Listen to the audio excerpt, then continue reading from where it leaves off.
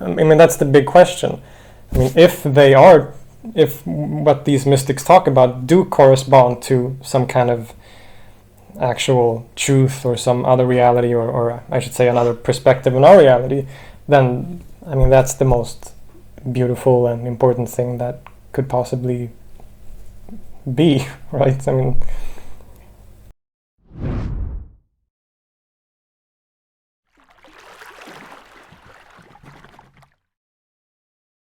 firstly, like, thank you so much for coming on. It's really awesome having you.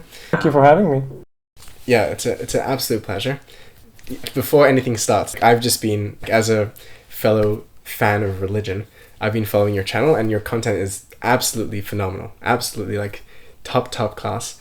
And it's been so incredible to learn from you, and to watch your community grow, and to watch the channel really take off. So that's been really awesome. So thank you for the work you put into that, just on a personal level. Well, thank you so much. I have to say that I appreciate your channel and what you're doing also a whole lot. And, like, I loved your video on Abulafia, for example. So I'm a huge fan of your channel as well. So I'm very happy to be here to speak with you. That's really cool. I'm so glad. So, welcome, Filip, to Seekers of Unity. It's a real pleasure to have you. This is something which I've been looking forward to for a while, and I so appreciate you making the time to come and join us. You must have an incredibly busy schedule. Filip holds a master's degree in religious studies from Södertörn University in Stockholm. Did I pronounce that correctly? Pretty much, yeah. Södertörn in Swedish. Are you born in Sweden? Yes. Nice. Born and, well, basically spent my whole life. Nice. Filip has specialized primarily in the study of Islam and Sufism, and according to Filip's YouTube channel and to his Patreon, which is also a thriving community, which we're going to post links to all of that beneath, which we highly recommend once you've finished watching this conversation to go out and check out his content.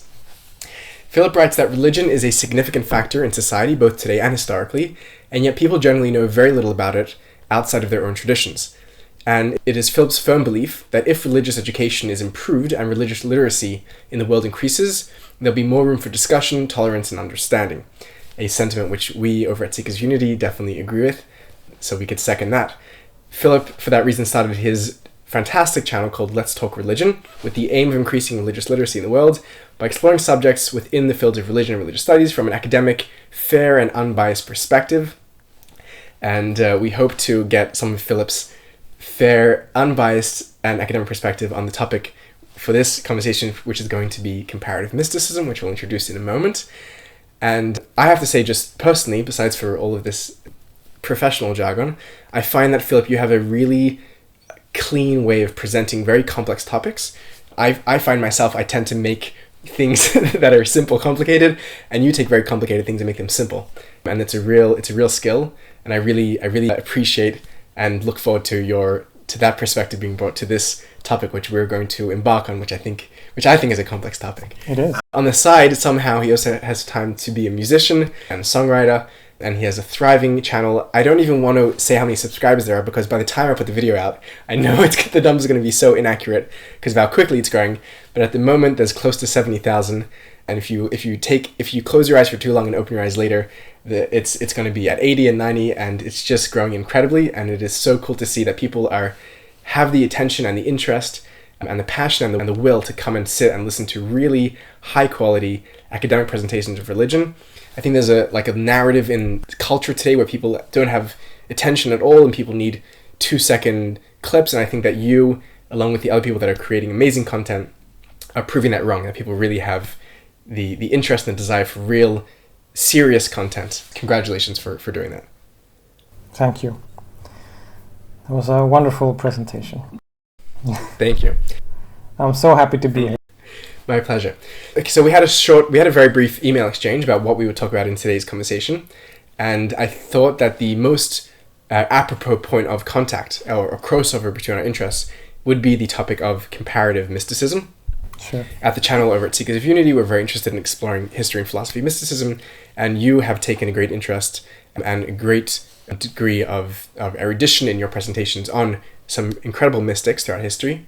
And watching your presentations yourself, I see you recognizing the commonality amongst the different mystics. And so therefore we had some questions that went back and forth, and we finalized on, I think, 2 main questions. I'm just going to read them now for everyone so we can set the ground for today's discussion. And other than that, there's nothing here was rehearsed. It's all going to be free and organic and a conversation as good conversations get. Sounds good. So the question number 1 was, how do we best account for points of similarity in the metaphysics of the world mystical traditions? So just to explain the question to the audience a little, there are many, many mystical traditions. It seems like almost every religion out there has a mystical core to it, perhaps. We can use that term. But amongst those mystical traditions, it seems, even ones across cultures, across languages, across traditions, seem to have very strong beliefs that seem very common amongst them. And the question is, how do we make sense of that? How do we best explain that? And there are different theories that are given. There are suggestions of independent origination or diffusion of ideas as they're passed around. That's question number 1. And question number 2, which might actually be the first question in order, is there a shared basic metaphysic of mysticism amongst the world traditions? Which means, can we look at the traditions and abstract from them some basic core that is true across those traditions? These are 2 very controversial questions in anyone that knows the field, and we hope to get into the controversy. Filip, why don't I turn to you? And I like sometimes to ask guests to share a bit about their personal journey, how they came to where they are, how they came to where they're studying, so that we're not just talking to a disembodied mind, but we can actually we can meet the person who is sitting in front of us, and then we can get into the meat and bones of the discussion. Thank you for the presentation. Well, my journey in this specific field started, almost a decade ago at this point. So I started my university studies by studying international relations, and I wrote a bachelor's degree in that. And then I needed some extra points, and I noticed that as I was studying international relations, I've always had a great interest and love for religion and mythology and philosophy and these things. And I found myself, as I was studying international relations, I would find myself in the library when I wasn't studying for exams. I would find myself in the library reading books on religion instead. So I realized that maybe that's something I should try pursuing as well. And as soon as I did that, I took a course called comparative religion. It just clicked for me immediately. It was something that I was just so fascinated by, and also, without, I'm not trying to brag, but it was something I was naturally good at, I realized. So from there it just continued. I've always had an interest in, I can't really explain to you why, but I've always had an interest in the Middle East, and so I gravitated towards religions and cultures in that region, which is also, I think, why Islam and Sufism became a topic for me. I think another point why I chose to dive into Islam particularly is that I grew up in a very multicultural environment, and I think basically most of my friends growing up were Muslim, whom I had spent a lot of time with their families. And then once I got out into the world and realized there was so much prejudice and Islamophobia, I just felt none of this fits with my actual experience of what Muslims are like, with the people I grew up with. So I think that is also an ideological reason why I choose to get into that field, because I think there is so much misinformation about all religions, but also in terms of Islam, that's a very relevant topic today, because there is so much Islamophobia and so much misinformation about that religion, in my opinion. And then Sufism in particular, as I was studying Islam and I was getting into Sufism, we're starting to study Sufism, I realized that I had already been in contact with Sufism primarily through the music. So I had been listening to, Qawwali music since I was a kid. And so then that just became natural to me, I guess. And that's been a huge part of my life ever since. That's really awesome. I love that the way you found your passion was just by being in the library and seeing which books called out to you. I think so often people that are looking for what am I supposed to do with my life, just walk to a bookshelf and see which books gravitate, which books pull you in. That's really like a healthy and an awesome thing. And I totally, I feel the same way about the way that religions in general are sort of misperceived, and Islam in particular suffers a lot from that. And I think also because people who don't spend the time to go and study history tend to think that whatever's happening now in the world is the way that things always were. So whichever, religions or neighbors are at war with each other must have always been enemies for all eternity. And something which we've tried to do over at Seekers of Unity is specifically highlight, starting from our own home, the relationships, the beautiful relationships historically between Islam and Judaism, specifically Jewish mystics and Sufis. And I think that's there's something pragmatic about seeing which misconceptions need the fixing like the most immediately, and then we can sort of get into other fun things as well. I wonder just on that topic of Islam and misconceptions, what would you say are the top misconceptions that you see being spread about Islam in public thought, and things which you've been working to counteract with your videos? That's a good question, because there is so much. I think a very obvious answer, the one that is discussed all the time, is just that Islam is inherently a violent religion, or this idea that it's more fundamental or less prone to change than any other religion. But of course, this is not true at all. As you said, the Islam that's practiced now does not look the same as the Islam that was practiced in the past. And on top of that, Islam has always been, as all religions are, has always been diverse. And that's, I think, a point that people misunderstand about most religions, is that they always, I made a video about this a few months ago, they always essentialize and try to depict religions as this monolith that always functions in the same way. But this is just the biggest misconception you can have about any religion, and especially this is true of Islam, of course, since people tend to look at what groups like Al-Qaeda or ISIS are doing, and then they get to somehow represent all of Islam, when in fact, in their case, that's in fact first of all, a rather modern version of Islam, and not so much, well, they themselves will of course say that they are the original Islam, but from a historical perspective, that's a modern movement, and that it's a very small minority also at the same time. I think those are some of the main things that people often get wrong. But there's so much, we could have a whole discussion just about that point, of course. For sure. I found one thing, and this might bring us to our next to the next segment here. I got a sense in your videos that there's a real desire to show the depth of thought and learning and thinking and sophistication that these traditions have.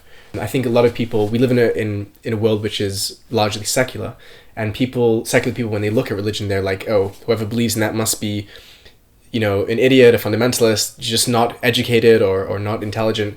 And I see that in your work, you start watching, and whether it's, the Christian philosopher or the Muslim mystic or the Eastern, you're like, this is definitely not for stupid people. Like there's something very intelligent and sophisticated going on here. Is that another motivation in the project there?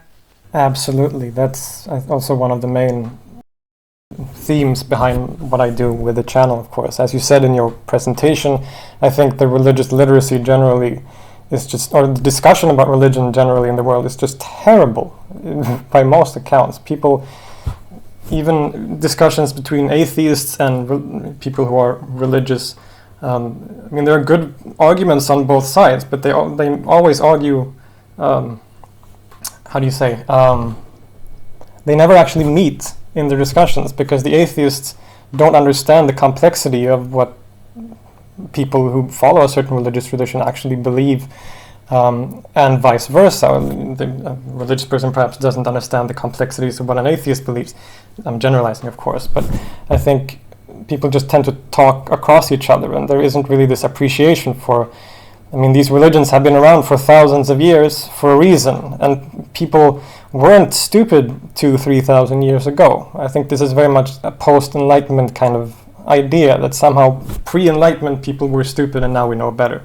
But I think that's a huge misreading of history. And I think we should give people more credit. People who lived in ancient times or medieval times, we should give them more credit, because they were also often very intelligent, in fact. Yeah, certainly. I'm in full accord with you on that one. So this brings us to the main conversation then, I think. If there's a word or a subject which has, so much misconception in the public, there's hardly a word like mysticism, which someone who is a scholar of religion must be tonally trying to re-educate and to reintroduce that word. And I want to turn to you to I think what's very important in any intelligent discussion is to begin with definitions. So I want to ask you, when I say the word mysticism, as a scholar, what does that word mean to you? That word can mean so many things, and it's one of those words that's so hard to define, really. I think a very general definition would be experiences that are somehow supra-rational or experiences of some kind of otherworldly dimension, or however you want to phrase that. I think the philosopher, who was it? Was it William James, in a book called The Varieties of Religious Experience? He talks about mysticism as like a common core that exists within all religions. Depends on how you look at that, but it certainly seems that mysticism, or the mystical experience, this having this experience of some, I don't like to use the word supernatural, but I'll use it anyway, this supernatural kind of experience, certainly seems to be a common theme in, well, basically any religion that you can think of, whether it's Christianity or Islam or Judaism. And of course those experiences can take different forms depending on what religion that is, but as a general category, that is something that it's hard to deny that seems to be a very recurring theme in different religious traditions.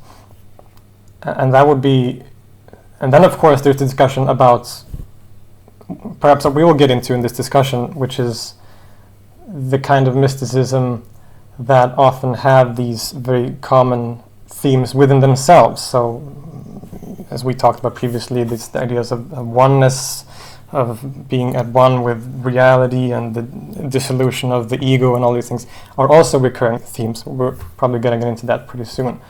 So, I don't know if that answered your question, but that's what pops to my mind when I think of the word.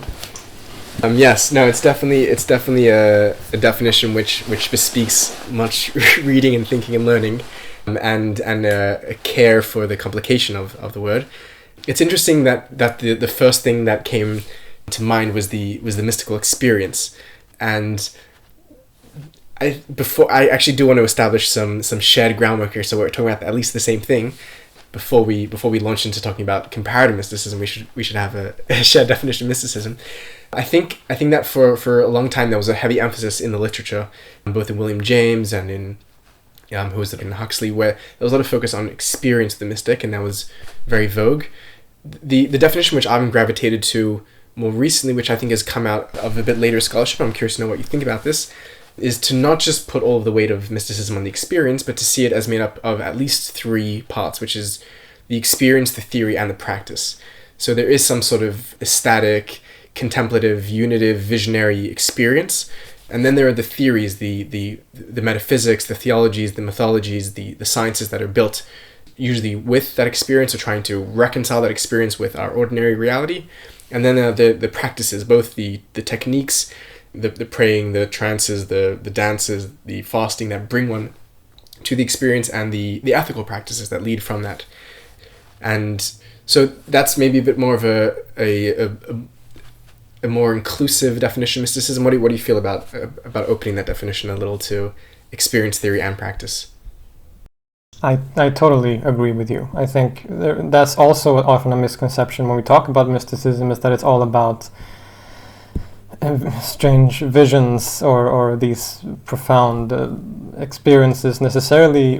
But when we talk about, say, Sufism, even scholars like the famous scholars in the perennial philosophy, Sayyid Hossein Nasr and Fritjof Schumann, and these people, they tend to also emphasize, when they talk about Sufism, for example, these philosophical aspects of Sufism. But when we in academia look at Sufism, it's usually primarily something that people do. It's the practices that are the most central. to those kinds of traditions. So I think it's very important, as you say, to also include these other aspects. Whereas my definition was maybe very narrow in a way. So I definitely agree with you. Okay, cool. I'm glad we have common ground, or else we'd have to shut down the conversation to begin with. We'd have no shared language here.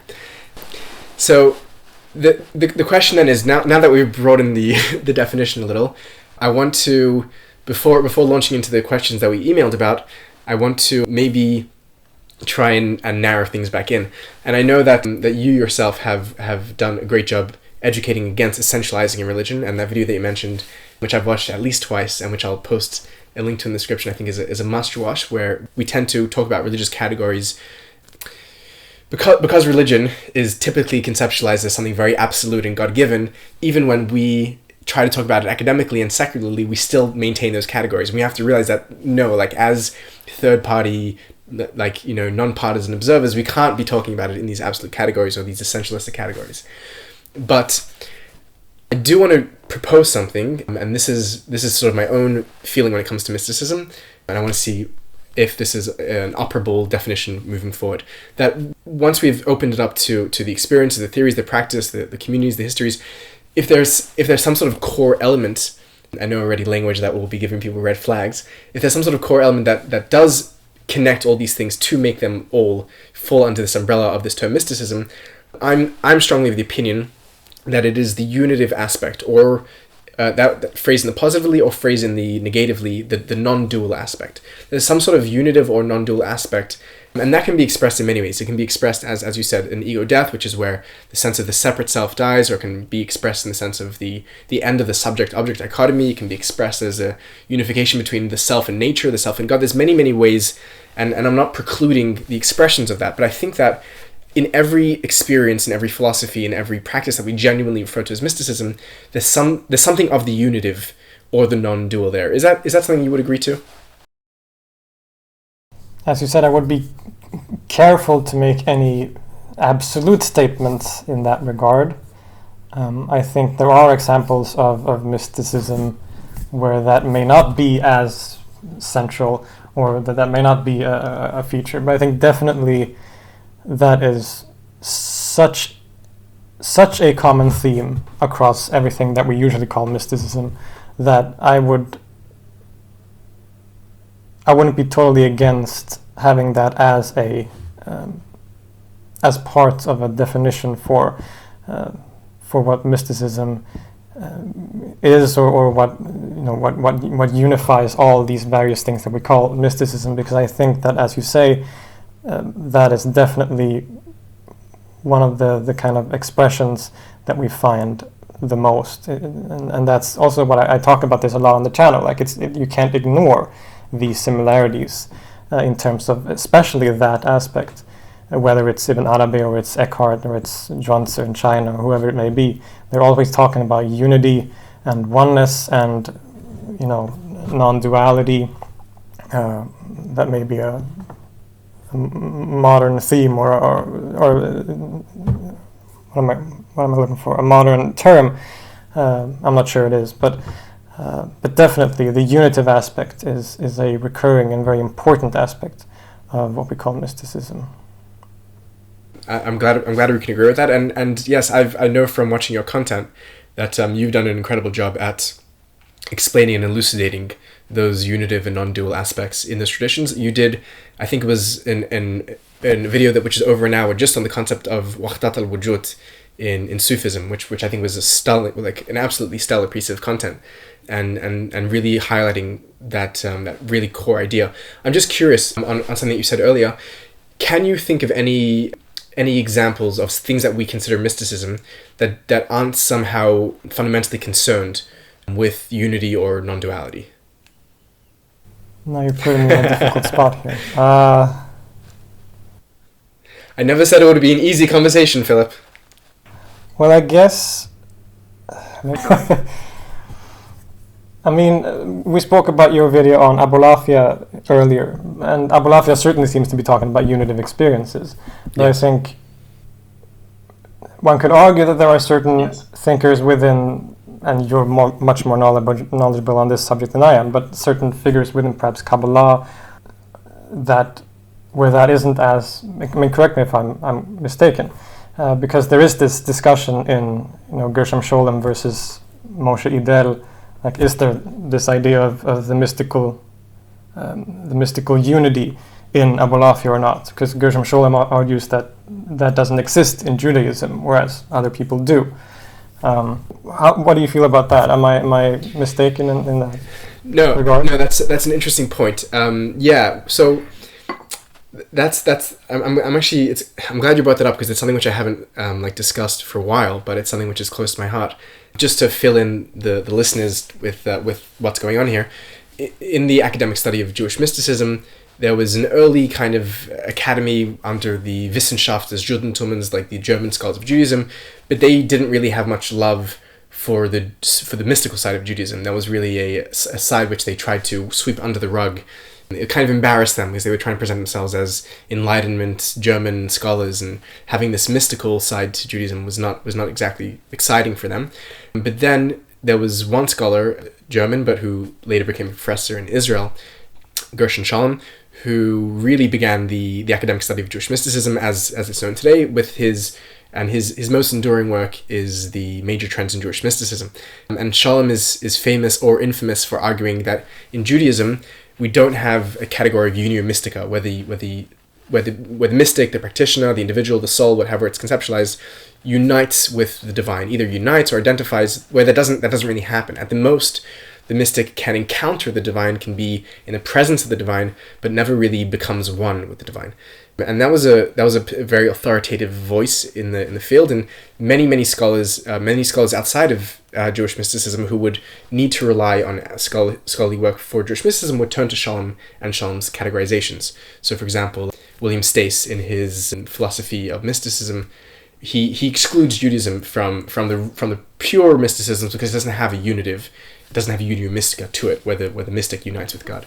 And Scholem, as far as great scholars make mistakes, Scholem seems to have made a serious mistake, and the next generation of scholars, particularly Moshe Idel, in his Kabbalah New Perspectives, seems to have very, very irrefutably cleared that mistake, where he shows copious case after case example where the mystic certainly reports a self-experience of unity with the divine. And I mean, Scholem and Idel took different hermeneutical approaches, and we don't have to get into the minutiae of that. But Idel's sort of pet mystic, who was Abulafia, says very clearly that I am he and he is I, referring to the soul and to God. Ani hu v'hu ani. It's like, it's very, very clear language, and certainly in the Jewish mystics of the Hasidic tradition, which I myself belong to, the unio mystica, the very extreme formulation of dveikut, which Scholem practically ignored, very much is central. So I would say that the example of Judaism as the one mysticism which doesn't have a unification at its core was simply a blunder on behalf of Scholem, and the truth is that Scholem at times even seems to recognize this, and when he's speaking about things like dveikut and hitkalalot and other terms of unity, at times he does feel like he's bending his own words, but he has to admit that there is something unitive here. And even what he does admit to, which is the encounter of the mystic and the divine itself, is an experience of intimacy. Even if it's not a unification or a oneness, it's still the being intimate with, being close to, being, and there's definitely a tendency for oneness there. But I think Scholem's position on that has been thoroughly repudiated and corrected. I think one aspect where what I was talking about earlier is also, there's certainly this idea of uniting with the divine, and basically, I'm not going to say, well, most of mysticism, but where things may differ is on this idea of, whatever word we're going to use, like monism or even pantheism. So there are certainly mystical ideas or mystical traditions where monism isn't necessarily the kind of theology that they are leaning on. So I don't know, Christian Gnosticism, for example, has a very clear, well, at least Sethian or certain forms of Christian Gnosticism seems to have a clear dualistic theology, but there is certainly mysticism involved there, and there is this idea of uniting with the divine world still. So maybe that's an important distinction to make when we talk about unity and oneness in that sense. Yeah, that's a very interesting point, and I want to, maybe now is a good time to talk about that, and I want to be careful here, because I hope what I'm about to say is not sounding like I'm just including everything under the category of monism, but I think you're right in saying that there are mystical traditions that from a metaphysical standpoint don't center their metaphysics on a monism, but rather have a dualism. And I think Gnosticism is a great example. I think you see this in Eastern traditions, where, like in Taoism, where there's a very strong sense of a duality that is fundamental to reality. Even a Christian mystic like Jacob Boehme sees a struggle, there's a dualism. The Kabbalists see a very strong, the poles, the masculine, the feminine, the left and the right, which are always in kind of these tension. What my sense from reading the literature is that these dualisms are they're not really dualisms, they're really polarities, and polarities are predicated on a theory of oneness, that it's the two poles of the one which come to unite, like in Kabbalah, for example. The masculine and the feminine are not it's not a duality, it's not a real ontological otherness. It's really two sides that come to make one. So I know this is a bit of a slippery thing to say, because now we could just open the door to anything that's not unitive and slip it in. But I think in these cases, in the cases of Taoism and Kabbalah and Gnosticism, the reason which they have a polarity is because more fundamentally they have a unity. Yeah, that's an interesting point. I'm not sure I necessarily have a counter argument for that, but I could also talk about, certain. We talked about wahdat al-wujud, which is, for those watching, this is connected to the medieval Sufi author Ibn Arabi, and he'd never used this word himself, but this idea which later became known as wahdat al-wujud, the unity of being,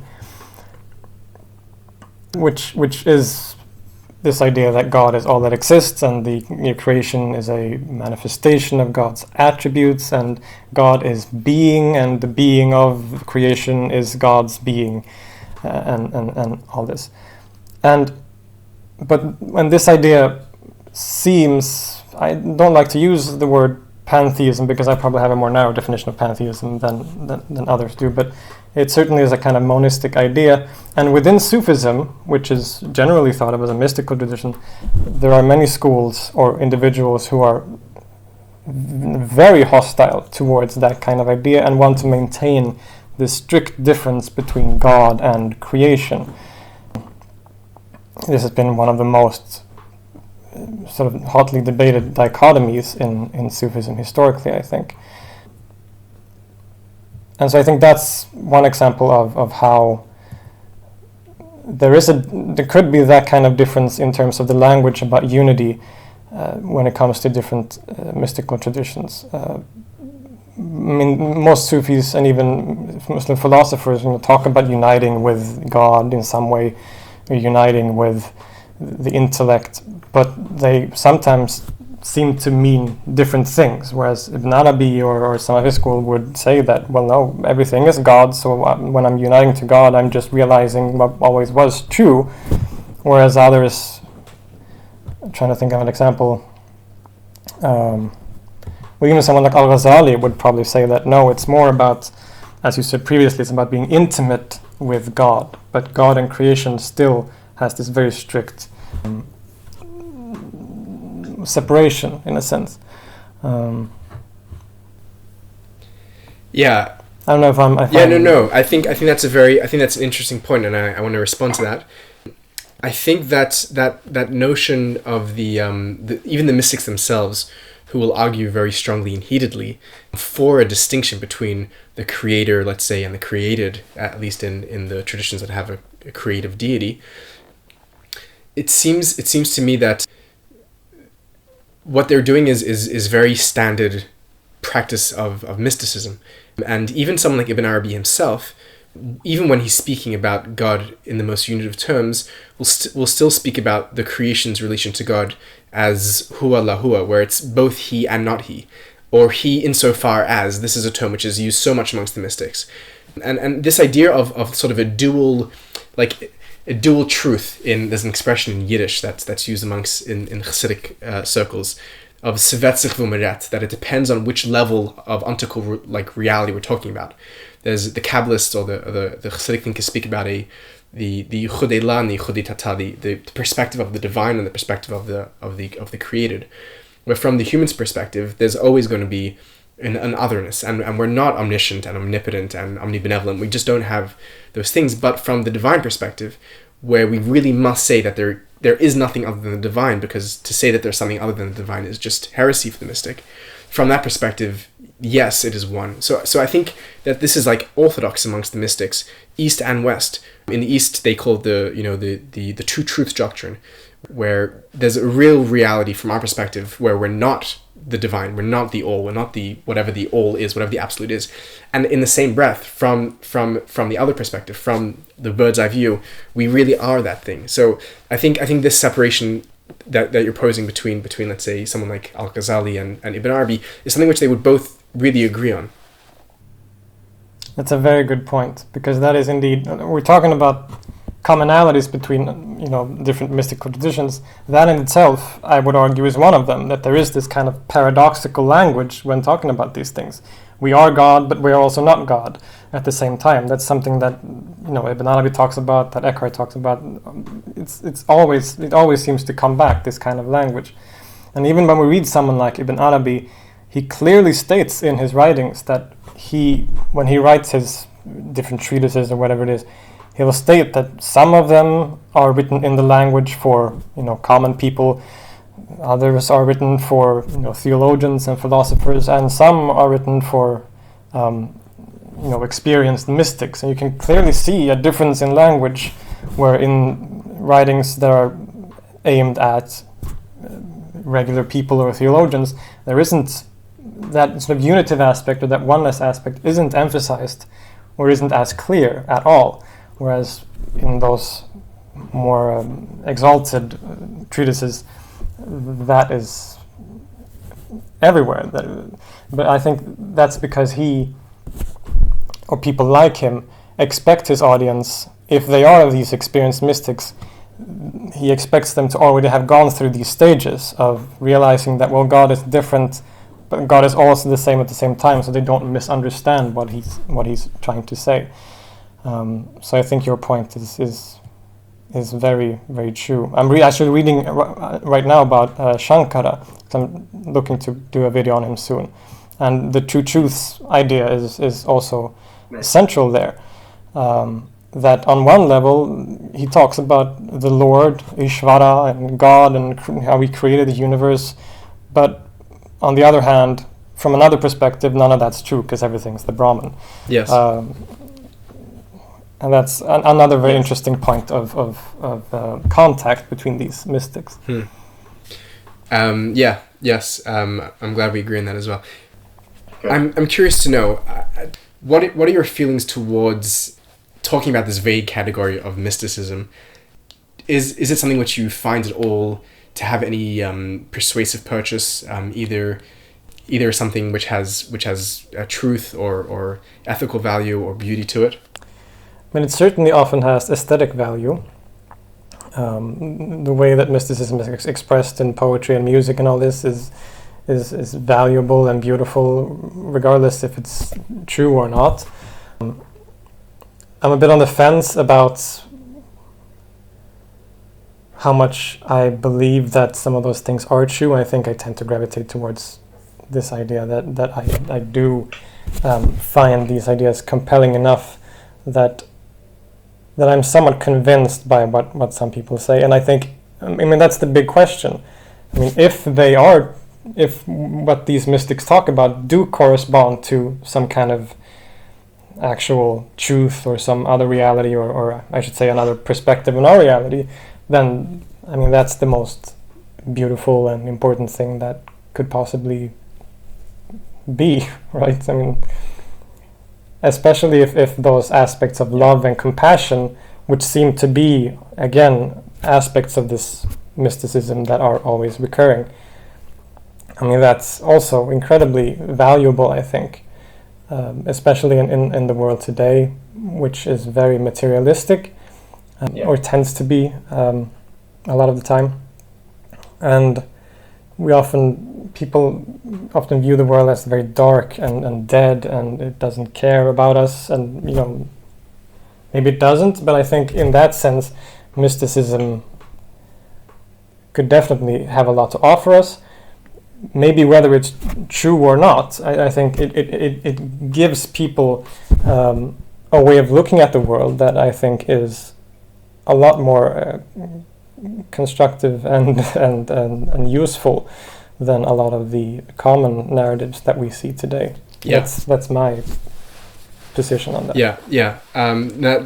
That's very well expressed, and I think it's much in line with the position that William James takes in his Rise of Religious Experience, where he kind of abstains from making a propositional value about the truth that it contains, but he says that clearly what it does for the practitioner and what it does for the world and the lives of those that act as if it's true is something which is highly valuable. So I think I can agree with you on that. And sometimes I think questions of truth. True is a very fraught word in today's philosophy and academy in general, and I think sometimes trying to strive for capital T truth often leads to for a sense where if I am true, everyone else must be false, and there's too easy of a tendency for a search for truth to turn into something which is aggressive and which is not compassionate, doesn't have space for others. And I think therefore I try to actually stay away from talking about the truth of these topics and rather speak about their value and their beauty and their utility. So that's a point which I can agree with as well. Okay, so we've established some common groundwork and some common themes. So I think then this leads into our question, which is, how do you think we can best account for the similarities, the metaphysical similarities that we've been discussing up until now, amongst the world's mystical traditions? What's your take on that? So the problem with that question is that I really don't know the answer, but that's, I guess, why I wanted to discuss it. So maybe we could come to some kind of agreement. But I guess there are two options here, which you also mentioned already, which is either it is the result of a common, philosophical background or natural kind of dispersion of ideas, or these things come up independently in various different places. And I think there are good arguments for both of these points. Certainly, Platonism, for example, would be one of those things that many of these mystics, at least in the Abrahamic context, have in common. We talked about Ibn Arabi and Echad, and also many of the Jewish mystics also, I think, share this common framework of Neoplatonism, for example. So then we could ask the question, well, are these commonalities a result of that philosophical basis which they have in Neoplatonism? I think there's a lot that can be said about that when it comes to mystics in Sufism and Christianity and so on. That position becomes a little more difficult to hold when we move further away both in time and place. So can we really say the same thing about Shankara, for example, in Hinduism? Because there seems to be no indication that he is influenced to any large degree by Neoplatonism at all. And even further east, in China, Zhuangzi, which is also like 1,000 years before all these people, he seems to also be saying some of the very same things. And certainly he didn't read Plotinus. And I don't know the answer to which of these is most true. I think I tend to gravitate towards the idea that because there is such a diverse amount of regions and traditions and times in which these ideas pop up, that it seems that the only conclusion could be that this must be some kind of shared human experience, that this is a kind of experience that can be reached by human beings, and whether that experience is, just the result of chemicals in the, that says nothing, because this conversation is also the result of chemicals in the brain, but that it's hallucinations and subjective experiences, or if it corresponds to, as we said, some kind of objective reality, let's say. I think regardless of which of these positions you take, I tend to think that there has to be that they must have somehow appeared independently, and that I tend to think that there is some kind of common human experience that all of these have reached independently. I don't know about your thoughts about that, but that seems to be my general position. I think I'm largely in agreement, and I think the position you took is a balanced one, where both of these both of these forms of the idea manifesting are taking place. Just to give names that are used, as like the independent origination hypothesis, and there's the opposition, which is the migration or diffusion of ideas, which is more a term from sociology. And I think you're absolutely correct in as far as I can tell, from saying that there are definitely cases where mystics within a shared geographic and historic and philosophical context are definitely being, well, they're either being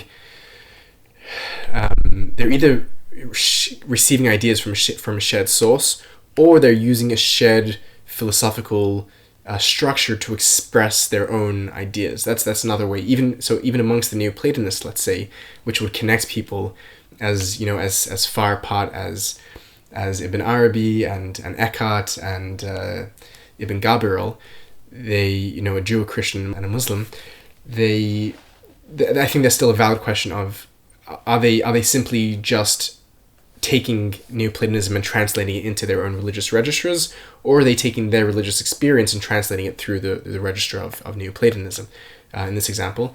But I think the fact, I think the indication from looking at traditions that are all the way off in the East, and I think even looking at indigenous traditions, there's Mircea Eliade did great work on the Australian Aboriginals. I'm actually Australian by nationality, so and looking at Native Americans, who certainly weren't reading Plotinus either, and where their mythologies and theologies also seem to share a lot of these common cores.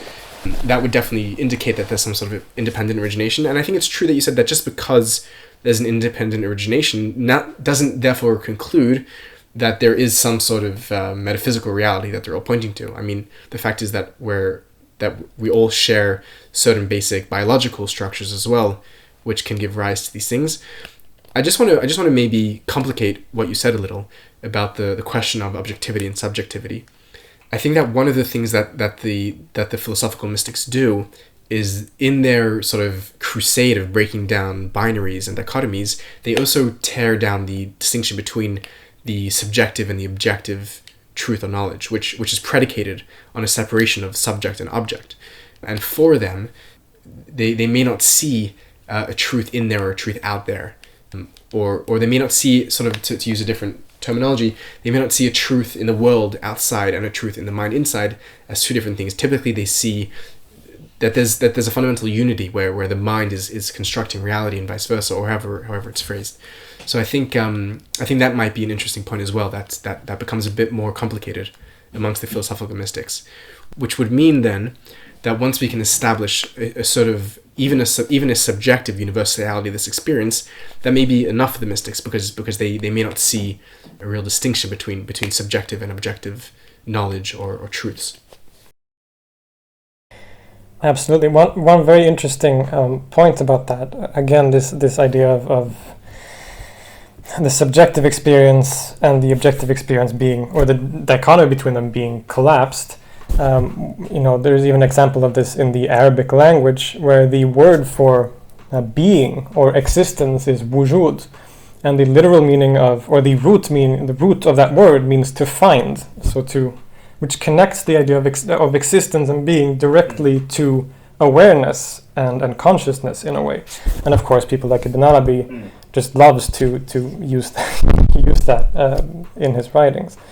And that's an important aspect of understanding people like Ibn Arabi, that when he talks about wujud, he sometimes means different things depending on the context, but often he means all of the things at the same time. So he's talking about existence, but at the same time he's also talking about, that's one interpretation of it, is that he's also talking about consciousness and the subjective awareness somehow being like intimately connected with existence, which is usually considered like an outside thing, external thing.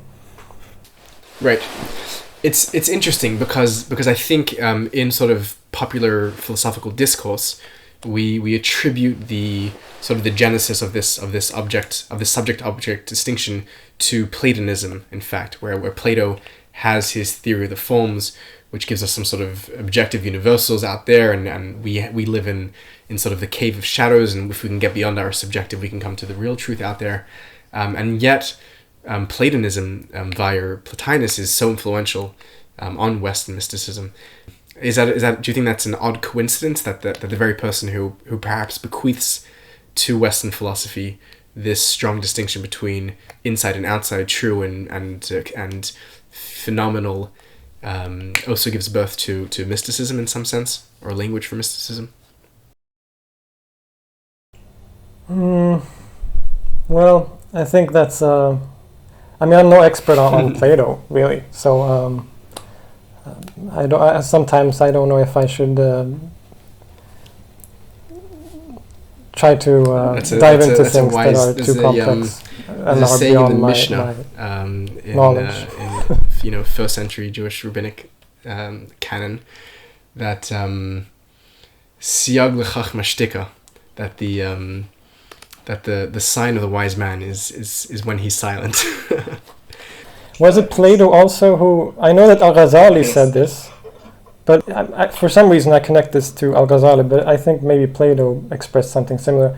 That when one has a discussion or debate, the goal of the debate should always be to get closer to truth and not to win the argument. So I think if you want to have a constructive conversation, if I don't know the answer to something, or I don't feel knowledgeable enough to answer a certain question, the best thing is to just state that. Yeah, there's definitely a strong value in admitting where we don't know something. There's one of my favorite lines in the Talmud, which is the work which builds on the Mishnah. It's quite poetic. It says Le'olam yilamed adam leshono lemor eneni odea. That a person should always teach their tongue to say I don't know. It's like a very poetic formulation of it. Let's I hope you can hear me over the rain here. It's starting to rain here, but I hope you can still catch my audio. I hear you. Good. The second question that we wanted to discuss was, is there a shared basic metaphysics of mysticism among the world's mystical traditions? And I'm going to ask you what you think. Well, I think that comes back to many other things we've already been talking about.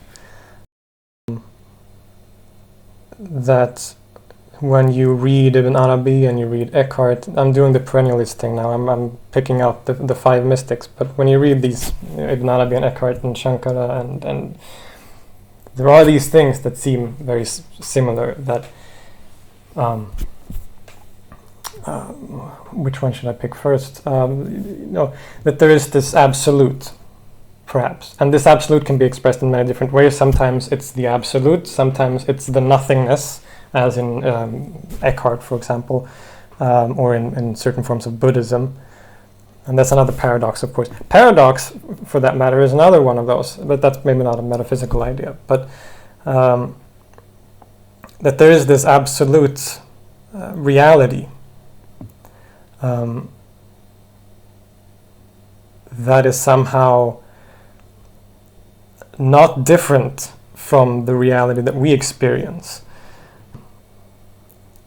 Ibn Arabi of course, since I study Sufism, I'm going to bring up Ibn Arabi and Sufis.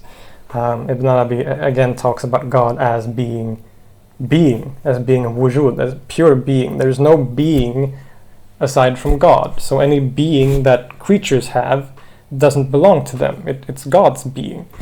And so that God, the absolute, al-haq, the truth, the real, that is what has existence, and everything else is nothingness. Echad says that God is being, the only being, and that everything else is nothingness. And that all being that things has is borrowed from God. Shankara says that the Brahman is all that is, you are that, and everything else is, well, he doesn't use the word Maya that much himself, but the idea is that the world is the result of this thing called avidya, or a misconception or a superimposition of things on something that really is just the Brahman. And I think that's when I think of these mystics, that's the central idea, or the central metaphysical idea that comes to mind first for me. But that also has implications, of course, for other aspects, like the self or the soul. Because this must mean, of course, that if God is the only thing that is, then our self also is nothing.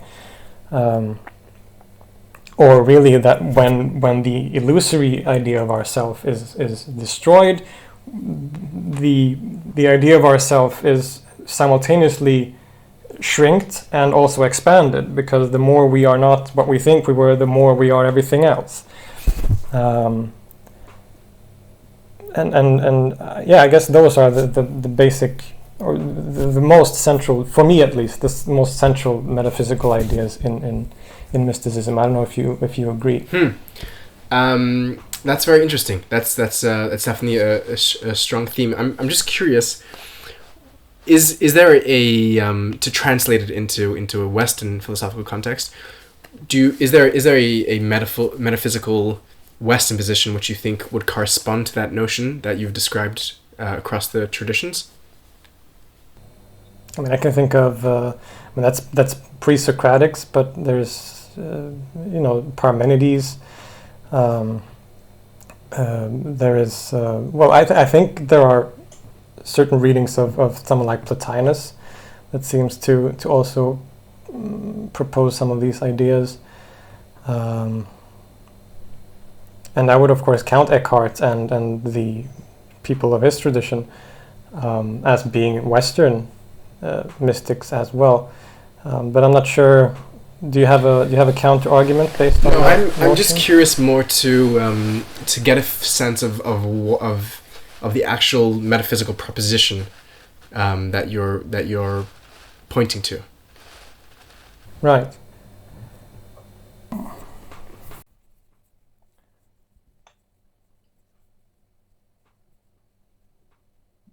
Well, so when you say metaphysical principle, what's an example of, or what do you mean when you say that? I mean classic Western metaphysical. As opposed to what I was talking about. I may have also just not paid full attention, and I may just have to ask to repeat what it was that you said. Although I thought I was listening. I mean, classic metaphysical Western positions are things like realism and idealism and solipsism and more epistemological, and you have your monisms and your pluralisms and these are just like standard camps of Western thought. So I guess the thing I was getting at was, I guess, this idea of monism, and that I would we'd already talked about this, but that monism seems to be certainly a shared metaphysical proposition for all of these mystics. And what I was saying, I guess, was just trying to say that, but with more words and more examples. But so how would you answer that question? So yeah, I would say I would say that that it is the principle of monism, which is the metaphysical principle which combines them. But I think what you're saying was interesting, and I do want to try and understand it, because when I think about monism, and I think this also may be helpful to talk about what we think these words mean. I think first about like the mono is the one, right? That the monism is the principle that that reality is fundamentally one or united. But I heard you saying something slightly different, which I think is true of mysticism, and I'm curious to know perhaps how we could translate it out of mysticism, which is not just that reality is one and united, but there is some sort of that there's an absolute, there's an existence in reality which is absolute, which is the only thing that truly exists, and everything which seems to exist only exists insofar as it partakes of that absolute existence. Yeah. I'm trying to think in two minds here. Like there's the mind which is like very into the mysticism and the literature and the scholarship, and then there's the mind which is like sort of the average person on the street that if I was trying to explain these ideas to, and take it out of that language. What are we saying? Are we saying that the world around us that we observe is illusory? Is it a position of idealism? Is it a solipsistic position? Is it saying that what are we saying to the layperson, to the non-mystic here? Well, the idea seems to be that the world is a form of illusion. The idea that the world exists independently of this absolute, I guess, would be the illusion. I think, and this depends also on which mystic you're talking about, I guess, which interpretation. But I think a lot of the time, Shankara or Ibn Arabi, for example, they are not idealists in the sense that the world is just some projection of the mind. The world is a real place. But that the illusion is that we think that it exists as something in itself, or that it has existence in itself. I'm complicating things again. But that things are really one with this absolute. Yeah. What would you say of the Buddhist traditions that seem to take more of a like a metaphysical nihilistic or deconstructivistic position, with like their positing of like an idea of shunyata as the most basic, as the metaphysical absolute, which in itself is also emptiness, which is itself is also empty, which leads kind of to I don't know, like Zen and Rinzai and Pure Land Buddhism, which kind of invert that classic dichotomy of saying there is an absolute, and then there's the illusory world which only exists insofar as it partakes of the absolute, where these later Buddhist traditions, and this is something which I know exists as well in the Hasidic tradition, say that no, actually reality as we see it is the absolute. Like this thing which is manifest is the absolute thing. It is like what's the famous the famous Zen line of, before I started Zen, mountains were mountains, rivers were rivers, lakes were lakes. While I was practicing Zen and Zazen and whatever it was, there was no more rivers, no more lakes, no more mountains. And then once I finished practicing and I came to my realization, a non-realization, whatever it is, mountains were again mountains, rivers were again rivers, lakes were again lakes, where there's a kind of a re-embrace of perceived reality as absolute reality. Is that talking to you? Absolutely. I think that is also recurring in Sufism. The stages of the mystical path are often ended with this idea of fana, of annihilation, but then usually the next step is baqa, which is returning to the world and seeing the world but with new eyes, and that no longer is the world seen as an illusion, but instead the world becomes the place where the absolute is. This is where it's happening right here. These are the mirrorings. These are the manifestations of that. Or this is the reality that we speak about, and that is the sort of the highest point of that mystical path, is to realize that it's Ibn Arabi talks about journeying and going on a long journey and then returning. At the end of the journey, he realized that he only returned to himself. I think that speaks to some of those same ideas. Yeah, this is also definitely, it seems to be a perennialist theme. By that I just mean a theme which is popping up across traditions. I know that in my own tradition, in Hasidic mysticism, there's an initial distinction between, the world and the divine, where the world is helem, which is the sort of a hiding or an illusion of the divine or an absence of the divine, and there's kind of two metaphysical relationships that are schematized between the divine and the world. One is where divinity surrounds sovev kolam is the term, or there's mamalik kolam, where God sort of manifests in the world, and then in sort of as Hasidic thought and the logic of the mystic progresses, it seems that there is a new logic which is put in place, which is the logic of the essence, the etzem in Hasidic terminology, which says that like all of this discussion of levels and heavens and four worlds and sirot, really they're all just metaphors and schemas and maps. What really is what we have here. And there's a term used which is a very radical expression, which is the yesh hanivra, the yesh, the isness, the wujud of the creature, of the creation. And yesh also means the ego of the creature, is really the yesh hamiti, is really the true existence. It's really the true wujud, which I think is which is a very interesting point. And I wonder if that's something, and maybe this needs more time and investigation. If we can sort of map a progress or a trajectory in mystical thought where we begin with a real need to separate true existence and false existence, and then we can come back to false existence. And I think just while thinking, I think even the psychological and therapeutic, there's a real need for this. Lots of us live in realities where there are anxieties and stressors and guilts and deadlines, and those things really get to us, and we really can get overwhelmed by the details of life, ego and guilt and self and whatever it is. And then if we can have a process which is like some sort of dying of that, and then we can come back to the details of life and re-embrace them as meaningful and as important, and as this may be too far afield, but I'm just thinking of the sort of both the logical trajectory of this idea and the therapeutic value of this idea. I think that's a very beautiful notion, and I tend to very much agree with you.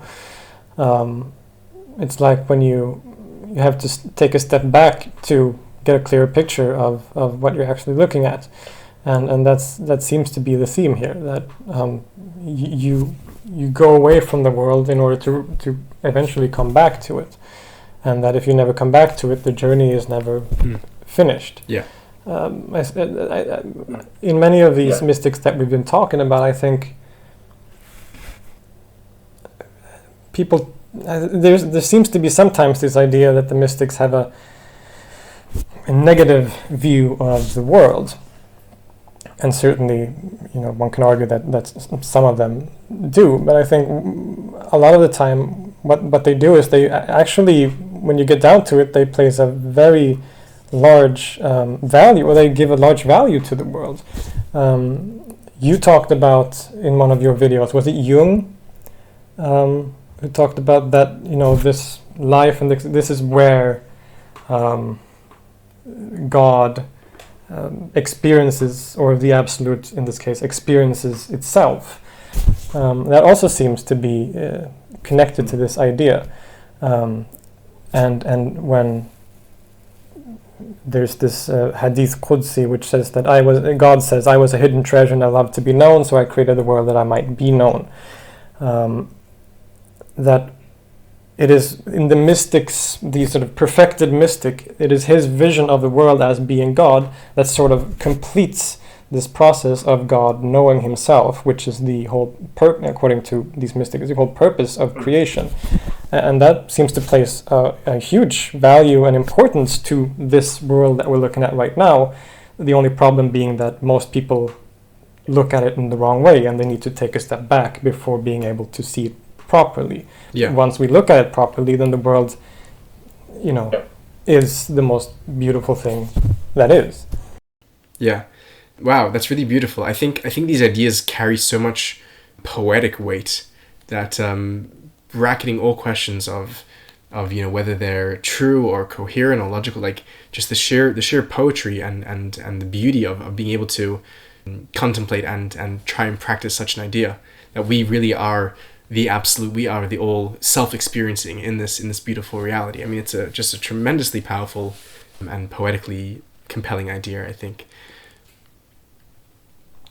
Yeah. But you also understand why that seems to be also prefaced by this other idea of separation, because that idea, if understood incorrectly, can of course lead to not so beautiful things. Sure. If I believe that I am God, sure, in a direct sense, without understanding the complexities of what that may mean, that can lead to I think it can lead to direct narcissism and megalomania, and I think we've seen that historically with emperors that thought they were the divine and went ahead to trample on anything that exists. And I think even today, I mean, people, I think in the modern New Age and hippie movements, where there is this idea taken too quickly or without the work, where people just become incredibly self-obsessed and incredibly indulgent, and it doesn't lead to compassion and kindness. And I think the real litmus test of mysticism is how do you act at the end of the day? Is making you a kinder, gentler, more tender person. I think that's really the touchstone. Yes, that is also kind of a natural extension of these ideas. This idea of compassion and love towards other human beings or other creatures, or the world generally, in that if it's true that this experience shows us that, well, actually everything is part of myself, even maybe God is part of everything, then who would want to hurt another human being? Because that would be literally to hurt yourself, or to maybe, in a sense, to hurt God himself. So it all sort of connects in that way, in a very interesting and nice way. Yes. Yeah, I'm glad you made the point of saying that, because in my mind it was sometimes we just take these things for granted, but I think that is very well expressed. The core ethics of mysticism. I mean, putting aside the metaphysics and the epistemologies, the ethic of mysticism. I mean, to use the Hindu expression, the tattvam asi, that thou art that anything that you encounter is really just you, and therefore you're going to want to treat it with love and kindness. And I think the ethics that the mysticism has are incredibly powerful and compelling.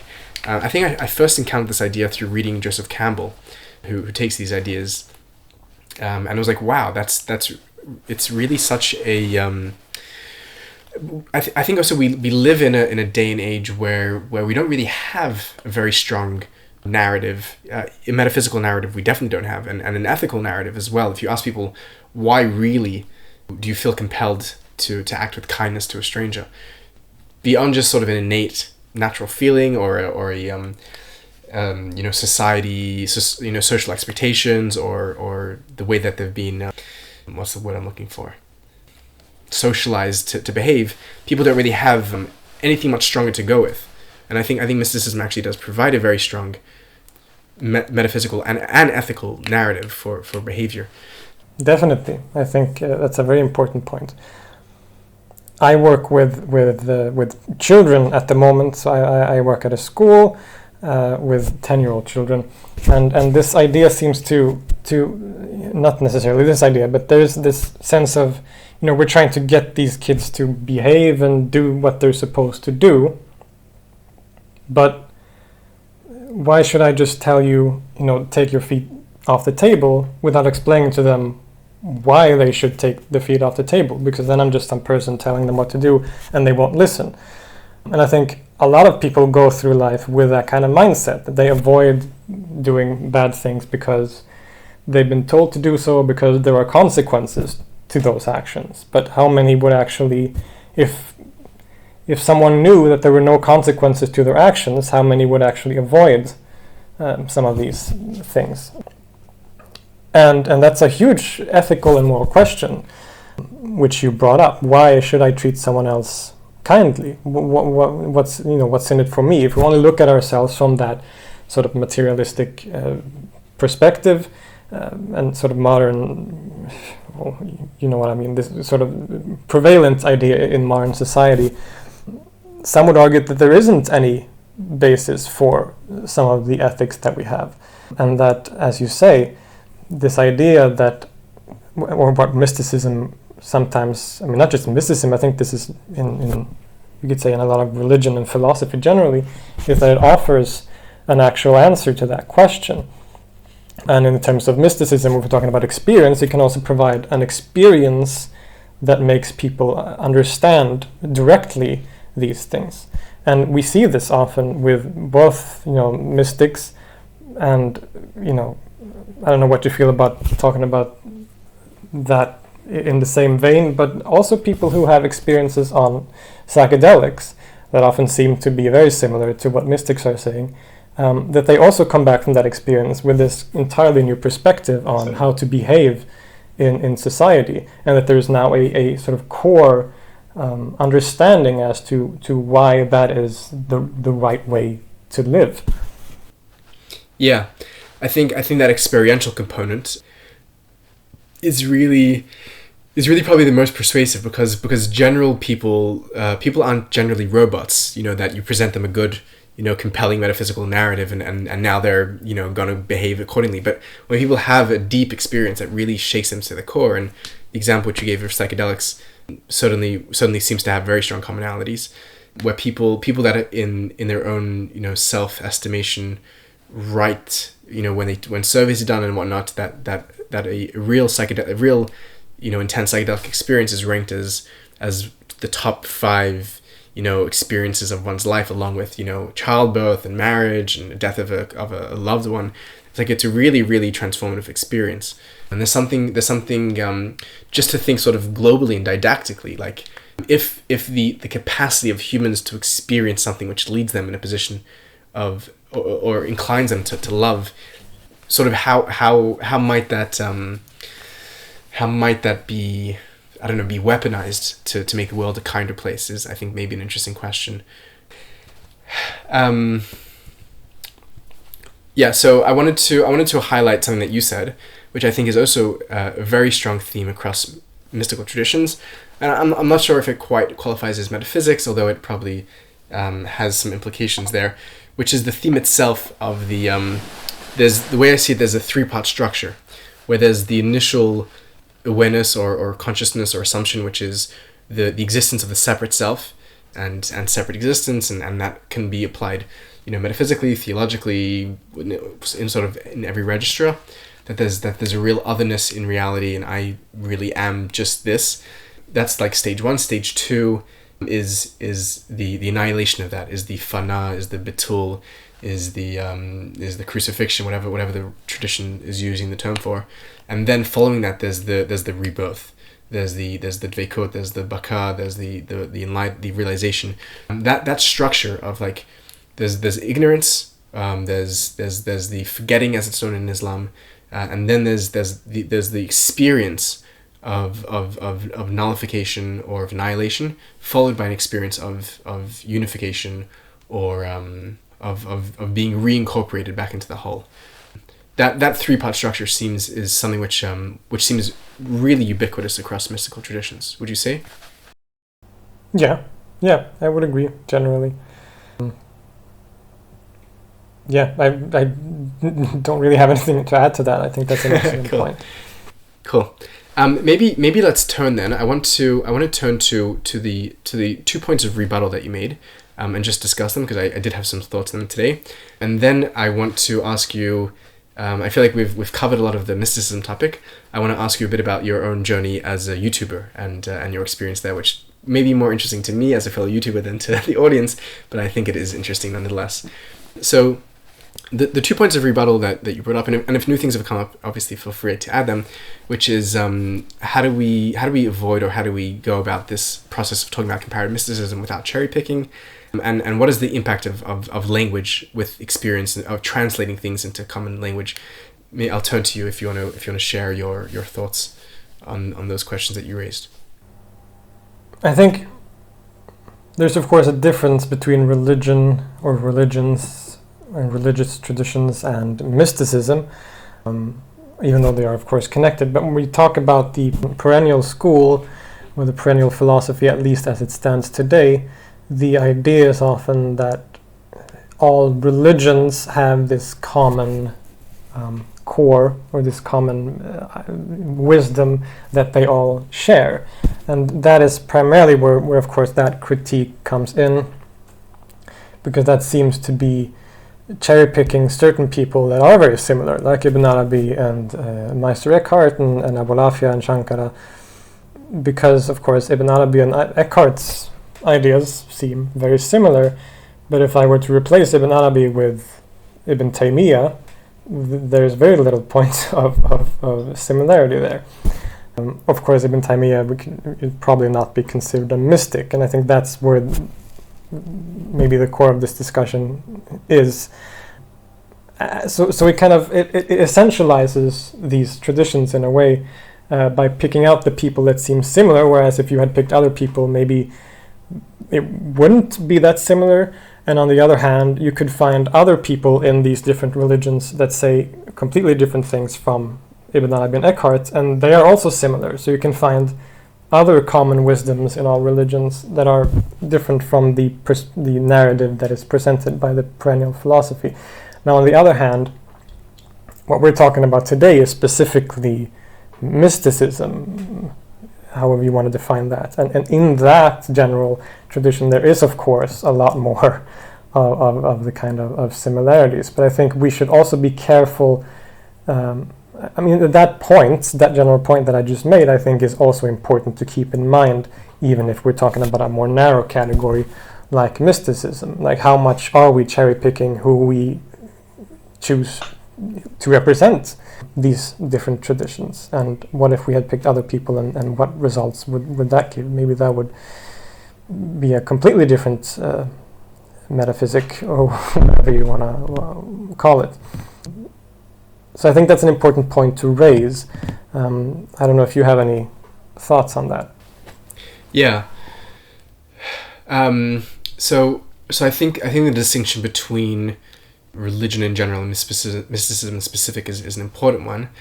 And the classic perennialist argument would be that the reason why you have incongruity amongst religions is only because you're discussing them from you're trying to compare exotericists, right? Where there's a classic line that's thrown around in sort of the perennialist thinking, which is that the theologians, quibble until they die, and the mystics talk in one voice. And as much as that's a cliche, there's a lot of truth to that, because when you focus on the externalities, let's say, and I know this language is a bit fraught, but when you focus on the externalities of a religious tradition or a theology, you're going to find very blatant and deeply irreconcilable differences. I mean, for the Christian who has for almost every Christian who has a deeply Trinitarian theology, is just not going to fit well with a Muslim and a Jew who has a completely unitary or monotheistic theology, and it's not going to work well for the Buddhist who has no theos to speak of at the in their system. But I think what I found, which certainly seems to be true and true enough to give actual weight to the cliche, is that the mystics really have a language and a theology and metaphysic and ethos which really transcends those differences. And when they're talking about unity, I mean, this when Echad is talking about the Ungrund, or he's talking about losing God itself, that if one still has God, that they're not quite there yet. I mean, these are radical notions which go so far beyond the differences amongst the traditions, and what they end up speaking about, and what's incredible is that when Echad will be speaking about something like going beyond God itself, or going and then finding parallel ideas in a Jewish Kabbalist living hundreds of years apart, and in a Muslim and in a Hindu living centuries apart, there's the sense that we're cherry picking mystics amongst religions to make it look like the religions are all saying the same thing. is ignoring the reality that the mystics really are speaking in a very united voice. And it certainly privileges mysticism inside a religion, and I know I have many Jewish friends and colleagues who don't belong to mystical traditions of Judaism, and they're long-standing traditions which are opposed to mysticism in Judaism, and they would say that the mystics and the Kabbalists are an aberration, an anomaly, so there may be a bit of a begging the question, there may be a bit of a self-assumption and identification that's made to take the mystic as the core of the religion, and then when comparing religions to say, oh well, let's compare their cores. And I can see why someone would be opposed to that, and therefore it may be less problematic to just say that we can find a shared truth not amongst religions in general, but across mystical traditions.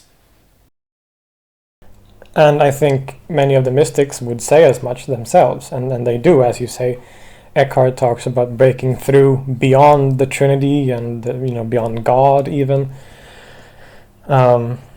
Again, Ibn Arabi, his very famous poem, my heart has become capable of all forms. It is a pasture for the gazelles. It's the cloister for monks. It's a house for the temple for idols. And the pilgrim's Kaaba. I believe in the religion of love. And what that is expressing is that once the mystic reaches this ultimate realization, that is completely beyond any kind of religious dogma or particularity.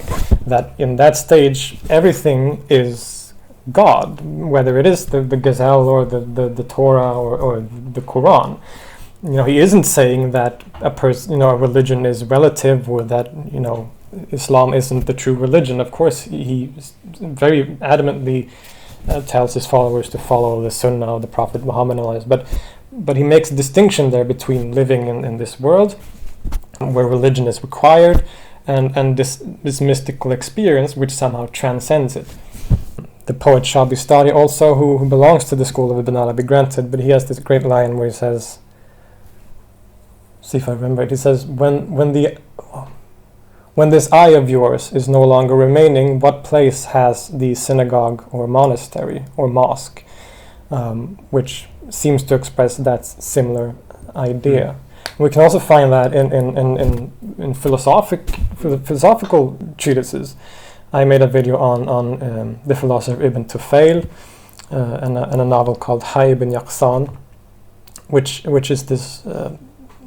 So the audience knows what I'm talking about. It's this novel from the 12th century in which a guy called Hayy, which means life in Arabic, grows up on a desert island and is raised by a fawn, and then he sort of gradually realizes that he is human, and then he starts to look at the sky and he realizes that there is a God, and so the whole thing is an allegory for various philosophical ideas. And the sort of end point of that book is, again, it's this idea of the mystical experience. And that Hayy then has this ultimate experience of God, which he expresses in just the most wonderful language of seeing 70,000 faces with 70,000 mouths each and 70,000 tongues in each mouth. It's just this incredible language. And what happens after is that Hayy then goes to the mainland and actually finds civilization. And there they are practicing, religion. He doesn't say which religion, but from the description it's clear that it's Islam. And Hayy recognizes, you are saying the same things that I have realized on my own through my philosophical speculation and eventually mystical experience. But what's up with all these metaphors and these rituals? You don't need any of this. And then he's thrown out, of course. But so the point that Ibn Tufayl is trying to make is that there is this truth, and he seems to be saying also that this truth transcends religious ideas. And Ibn Tufayl is mainly seen as a philosopher, but he is a philosopher that also implements mysticism into his thought. And so maybe that was a bit long-winded, but I definitely that seems to be a recurring theme and something that the mystics themselves would affirm, that there is this reality that goes beyond a religious particularity, and that is not just some idea that is the perennial school came up with, or that is some New Age idea. This is an idea that existed historically and has existed for a long time. And then the interesting discussion is, of course, then, which is one of the questions that we talked about, if you want to talk about that for a minute, is, of course, this question, well, how then do we explain this simultaneous idea of a common core, or that there's this idea beyond religious particularities, and then how all of these mystical experiences are often, or metaphysical ideas generally, or mystical ideas, are often expressed through a language that seems to implement the particular religious tradition very firmly as a part of that. And I think, again, Gershom Scholem, I don't remember which book that was, but he talks about this, and he has a very good point, which I tend to agree with, and that is that the mystical experience is this completely unfathomable or indescribable or just beyond any kind of rational understanding. And that it is as soon as the person sort of returns to his senses and the rational brain sort of enters the picture, it has to conceptualize things, and naturally the particular mystic's background or tradition will naturally become part of that process of conceptualizing what's going on. So it always has to go through the filter of that person and whatever tradition or religion he belongs to. I think that's a very interesting point, and a very good point that I think has a lot of weight to it. Do you have any thoughts? Yeah, I think it's a great question, and I think maybe just to contrast Scholem's idea or Scholem's understanding of it with another philosopher's notion. There's Stephen Katz, who I guess is like the the arch nemesis of the perennialist. His take on that is to say not that the mystic has some sort of ineffable fundamental experience which then gets filtered through religious language, but he says that any experience is socially conditioned and constructed, and therefore the experience that the mystic has in their mystical experience is going to be not only interpreted through religious lenses, but created within that religious context, and created by the context as much as the context creates it, which is interesting as well. But I think that the evidence. See, Scholem makes an assertion that there is no mystic as such. And he quotes Rufus Jones and Evelyn Underhill to this extent, where there's only the Christian mystic, the Jewish mystic, the Muslim mystic. But it seems like Scholem may have been wrong at that point, which would also speak to Katz being wrong on his assertion that the theology creates the experience. Because I think in today's day and age, we're seeing a lot of mystics. So there's a new movement in mysticism which is not bound by any particular religion.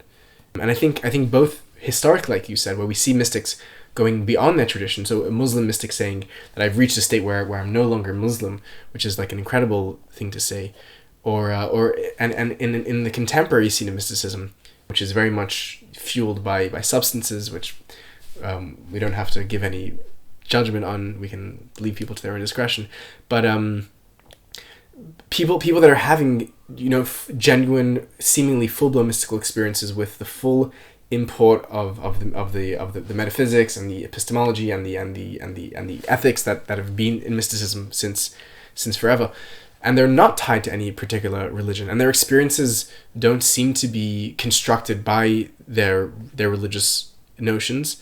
I mean, and some people will have incredibly unitive experiences that will live in Western cultures that will still see Jesus on the crucifix, or they'll see the Virgin Mother Mary holding them, or whatever it is. But then for the same price, you'll have people that will see elves and mushrooms and aliens, but will lead them to the same sort of conclusions, or they'll see Gaia and Mother Earth, and it seems like Scholem's point is true, where there is some fundamental, real, deep experience here, and when we come back to our senses, we're going to find some sort of language and category to filter it through. And I would say that position is much more compelling than someone like Katz's position, who in a way reduces the experience simply to the context which is birthing it. Yes, but on the other hand, of course, I am always very adamant to emphasize that cultural and historical context is incredibly important for trying to understand figures like this properly. There's a lot of tendency today to translate the poetry of Rumi and to completely remove Islam from the equation completely, for example, which is just becomes ridiculous in a way, because that's the core. Many would say that his Masnavi is a commentary on the Quran, for example. And so I think it's very important to emphasize how much these mystics belong to their religious context, their traditional or their historical time and place. And that is something that should never be forgotten. But I think for the discussion we're having, there is also, I think there is a value definitely to talking about these core commonalities that seem to be there. And I think to ignore that completely and just say, well, no, it's a coincidence or whatever the argument may be, seems intellectually dishonest, maybe. That it's definitely something that we should talk about, because if it's true, then that's like the most important thing in the world. I have to agree with you on what you said there as well, that we do a disservice to mysticism when we strip it of all of its unique independent flavor and taste and culture. And unity does not mean uniformity, right? To finding oneness. There's a great Kabbalistic teaching, which I think speaks so true to this point, which is that there's two ways typically which we use to refer to God's unity in Hebrew. One is Echad and the other one is Yachid, which is translated into English means one or unified, or unique is actually probably a better translation of Yachid. And so there's some times where we speak about divinity as oneness, and there's a value to that. But there's a beauty and a real importance to also speaking about God as Yachid, as unique. And what that does is it allows us to situate ourselves in a united context, but to still see the beauty and divinity of the individuality and uniqueness. So there's the whole existence as Echad, as one, and then there's also like Yachid. Each one is each. And the one means anything. The one means an atom, means an animal, means a human, means a tree. They're all unique, full manifestations of the divine, right? The all that is in all. So the idea of that dual balance of the having the Echad, which unites everything, but also being able to maintain the real unique. And I think one of the correctives that sort of were brought to the perennialist school was when things were just becoming a bit of all of a mashup. And we were losing that Yachid aspect, that uniqueness, and it's a tragedy. I mean, to translate Rumi into English, and to get rid of all of the cultural beauty and richness is a travesty. I mean, it would be to lose that would be horrendous. Yeah, I love that notion that you talked about the sort of difference between oneness and uniqueness. I think that's a brilliant way to look at that. Maybe this will bring us to our last question, and then I'll ask you about your channel. The last question was about this idea about translating things into English, and suddenly when we translate things into English, we may seem to have more commonality than things actually have in their original. What's your thoughts on that, on the question that you posed? The basic point is that any translation is always interpretation. Sure. Because words in a certain language always has a bunch of associations that when translated into another language, it often loses a lot of that. So when we translate something like wujud into existence, it loses this connection that it has to this idea of finding. The idea of existence or being does not have that at all in English, for example. But when we then translate these different traditions or these writings in different various languages into a common language like English, that of course always simplifies things to a certain degree. We talk about something like soul, which is a idea that is shared with sort of Greek and Abrahamic traditions to some degree at least. And you have the word soul in English, and then in Arabic and in the sort of Islamic context you talk about nafs, which is sometimes translated as soul, but it can also be translated as self or ego. It depends on the context. Ego is often when it's a negative thing, and soul is a more sort of neutral. But then we have a word ruh in Arabic, which is also sometimes translated as soul. If you wanted to, usually it's translated as spirit. But it shows you that there can be certain complexities to that. But then when you move to a completely other context in language, like again you read Shankara and it talks about jiva, and jiva is also translated as soul. But that's an entirely different religious and cultural context, and jiva does not necessarily mean the same thing as nafs. When both are translated as soul, that of course appears like they're saying the same thing.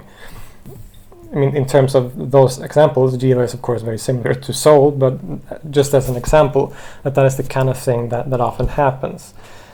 And I don't know if I necessarily think that that's a huge problem when talking about these kinds of things, but I think it's a danger that always needs to be kept in mind.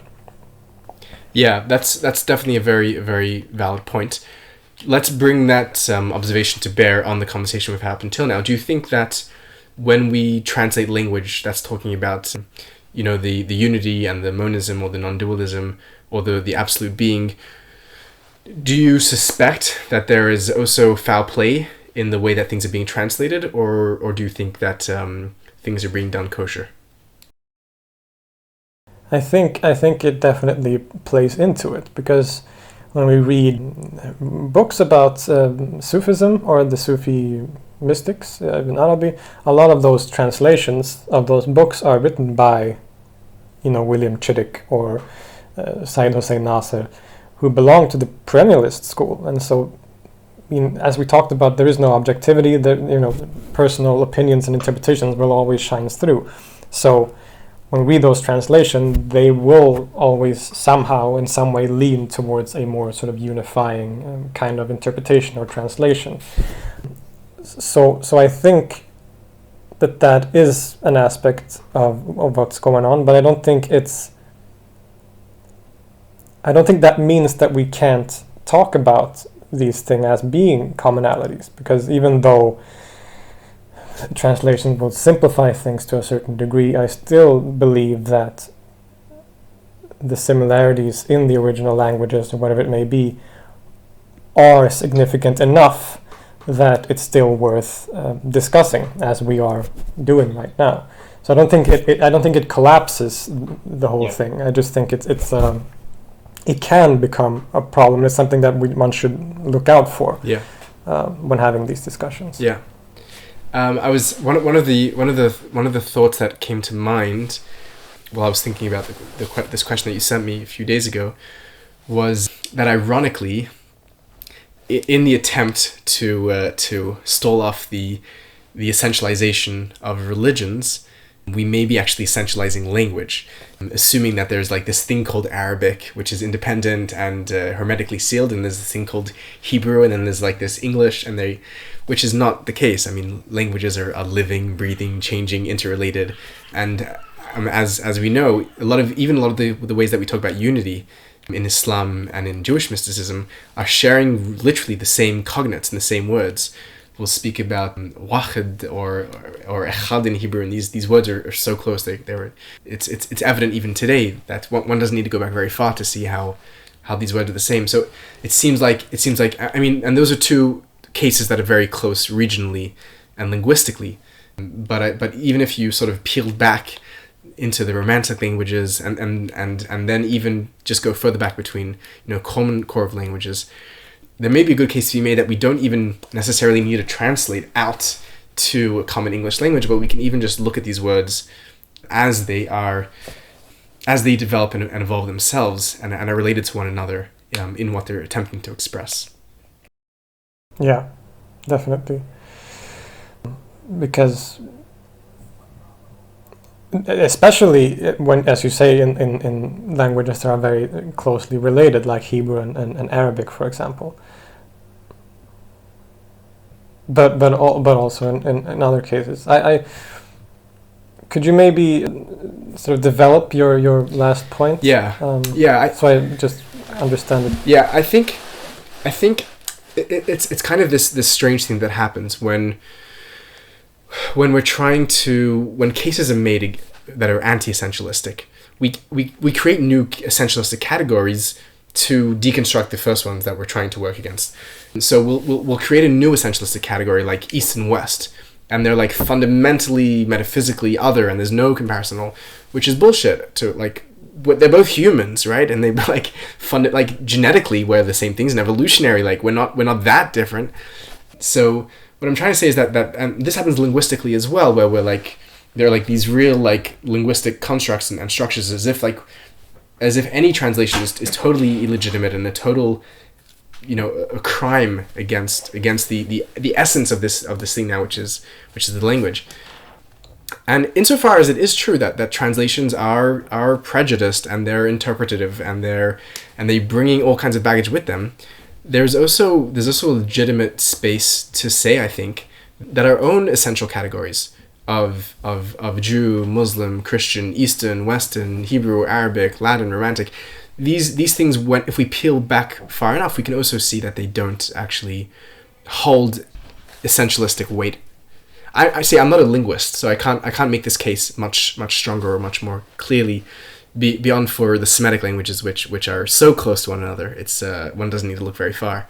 But I'm sure the same thing could be done. I mean, if you want to start comparing, European mystics amongst themselves, beyond Christianity, you want to look at, Gnostics and Hermeticists and what's that other group? Cathars. They'll be using different language, but that language will both, I think, be pointing to the same thing, and will be pointing to it in a way that if you did the linguistic archaeology, you would see that they're even expressing these things in the same way. I mean, the German mystics, right, who speak about God as the Ungrund, it's not very hard to see how, when we translate that into English as sort of the ground or the subground of existence is not an act of violating its original linguistic context. We're just working within the language, which itself is alive and is united in some sense. I think there's a commonality in human just communication or expression generally, whether it's, that's one of the things I've noticed as I'm studying Arabic, for example, that even though there's from Swedish or English, that is a completely different language, it has no sort of connection in terms of grammar or anything, but you realize that some words that are used for various different meanings, whereas sort of metaphorical words are the same as in Swedish. So there are like similarities in how, not the words themselves, but how language sort of functions within itself, and how it is used to make sense of the world. Even in languages that are so different, I often find those kinds of similarities, which I always found so fascinating when I study Arabic, for example. Can you give me an example of, if anything comes to mind? That sounds fascinating. I'm trying desperately to think of an example, but I think if I think of one, oh man, because there are plenty of those when I was studying, and I always tried to remember them, but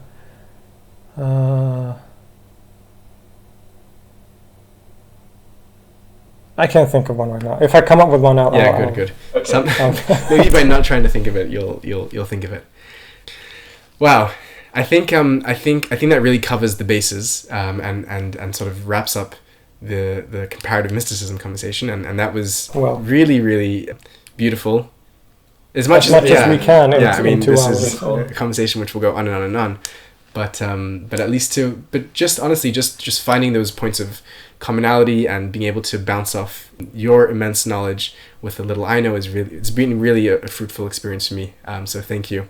I wanted to conclude by asking you about your experience as a teacher, an educator, a promoter, promulgator of good information about religion, and what seems from the outside to have been like a wild journey. I mean, I would love to hear about what that's been like for you, or how you possibly keep up with your production value and output, what the community building experience has been has been like, and certainly, yeah, I would love to hear what that's been like. What's been your story? It's been very chaotic and strange, especially the last year. I mean, I started the channel back in 2018. I mean, I did videos very sort of sporadically every now and then, and I mean, it's been a very slow kind of growth. I am like at the beginning of last year, at the beginning of 2020, I had, I think, around 200 subscribers. In like 2 years' time, I had amounted to that much, which wasn't encouraging, of course, but and at the beginning of last year, I found myself with some more free time, but also a sort of stronger drive to produce more content. So it wasn't planned, but I ended up doing like weekly videos at that point, and I didn't realize that until like a few months in, and at that point I was like, well, I guess I'm doing weekly videos now, so I had to keep that up. But I think that really helped. I think that really helped the growth of the channel, because that's when I started to see a kind of like people actually coming in. I think consistency in sort of content seems to be very important. So it's been sort of a long and slow process, but I think this last year has, of course, been, you work hard for 2 years, and then eventually things actually start to happen. I think that's also an important point to make, that when it comes to things like YouTube, I think that's how it goes. You just need to just keep going, and eventually, hopefully, people will start noticing you. That's an inspiring thought. I don't know how, I mean, so I've done all of last year. I did basically weekly videos. I'm not sure how I was able to keep that up, because I was also working, not necessarily full time. I did work full time the last 2-3 months, so that was also an experience trying to keep it up. I don't know if I'll be able to do weekly videos all the time now, but in any case, like the growth started last year, especially around when I did the Ibn Arabi video. I think that was a very important point, and which is nice, because that was a very ambitious video. I worked for months on that script, and I think it came out pretty nicely, and I'm very happy that people seem to appreciate it. Of course, when you talk about someone like that, and that video is like over an hour long, but I feel like I'm just scratching the surface, really. And then it sort of kept growing, and it's been a strange experience, because I don't know, to be honest, like I don't know what I'm doing in that sense. I just sort of make it up as I go. So it's just, I started a Patreon, and I'm really trying to sort of provide exclusive sort of content for them, and like I wish I was a little better at doing that than I am, but making the videos themselves is of course, takes up time and energy enough. Sure. But the biggest sort of growth came in October, when I did a collaboration with another channel called Al Muqaddimah. And that's really when things started to explode, and that's been a weird experience, I think. Like I'm still trying to keep up with what's going on. Like there are very sort of mixed feelings, because I am, of course, very happy that people appreciate what I'm doing, that people seem to think I have good production value, and that I have interesting things to say. But of course, when you have now, 70,000 people listening to you, that's a whole lot more pressure to actually sound like you know what you're talking about, or be extra careful that you know what you're talking about. So I don't know. That's so it's a double-edged sword in that sense, that it also makes you a little more anxious when you know that you have so many people watching. But I think in general it's been a lot of fun to see that appreciation, to see that engagement from the audience. Like that's really what's keeping me going for the past year. That people are actually interacting in the comments, and especially now also on Patreon and so on. The sad part is that at some point there are so many comments coming in that I can't possibly read all of them anymore. And that's something that I was very adamant with before, that I wanted to read and reply to every comment as long as it wasn't like spam or just hate stuff. And I sort of can't do that anymore. And because also the channel has grown beyond my sort of core subscriber audience, there's a lot more people also that how should I describe this? There is a lot more nasty comments in the last few months as well. And I thought I was the kind of person who didn't care what. Of course, I care what people have to say, but if people don't like what I do, it's like, well, what can I do? But I noticed that I did actually care much more than I thought. So at some point, I also had to tell myself to stop reading comments so much, because that's just not feasible for one's mental health. But I mean, both positive and negative responses can both be dangerous, because they both kind of get stuck in your head. A negative comment can really bring me down. Not necessarily that they say something negative about me, but just has this kind of negative attitude, and that sort of rubs off on me, and I get into a weird mood. But also reading too many good comments, I'm sort of wary about that too, because I don't want it to get to my head and to sort of inflate my ego. I don't know. It's it keeps growing, and it's both kind of scary, but also a lot of fun, of course. I'm sorry, I'm just rambling. No, that's really awesome. You're answering a lot of the questions which I wanted to ask. I wanted to ask about how you keep up with the audience. I mean, I'm sitting currently at just like a mere 3,000 subscribers, and I find that if I responded to every email and DM and Facebook message and YouTube comment, I wouldn't have much time to do anything else, to produce any content. It's so that's something which definitely I was wondering about how you keep up with that. Do you two things that I want to ask? Do you have anyone working with you on the project? That's whether that's in production, in editing, in responding to people, or is it just a one-man show? It's basically a one-man show. Wow. My wife, which you met earlier, she helps me sort of set up the camera a little bit and just make sure the focus is right, because I can't be over there at the same time. And, but other than that, it's basically all me, unless I'm collaborating with someone, of course. And in the long run, that's very hard to keep up. So I want to eventually, of course, start working with other people.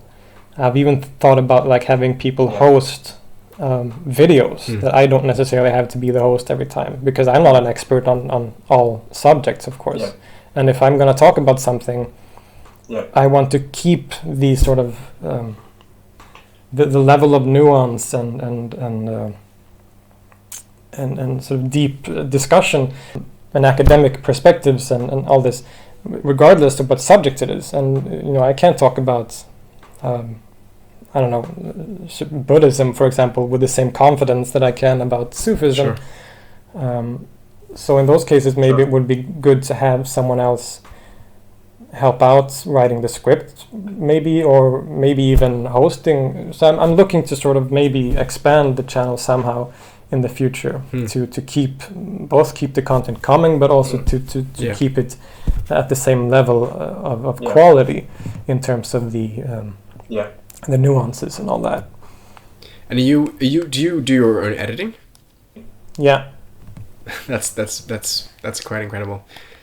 The other question I want to ask is, do you see this as something which you can make a living out of, a career out of? It's starting to be something that I'm definitely considering.